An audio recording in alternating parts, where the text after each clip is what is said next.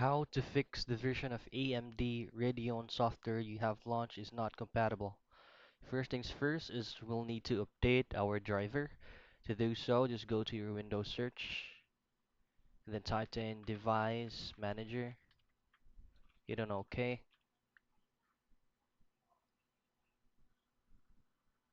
Now you'll get this pop up right here. So all you have to do is go to Display Adapters, double click on that, and then click on your current graphics card. For example, this one, right click on it and go to Properties. Then from Properties, go to Driver, and you'll just have to click on this option right here. The device falls after updating the driver. Roll back to the previous installed driver.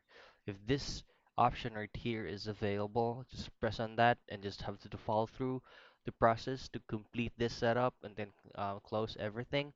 And then after that, you'll have to download a software, a driver software. You'll just have to go to this link right here, amd.com, and then you'll have to fill out necessary forms right here, which is syncs with the graphics card that you have. For example, go ahead and browse products with graphics, and then if you do have Radeon HD or if you do have Radeon R9, just simply press on that and then copy the product line and then the product model.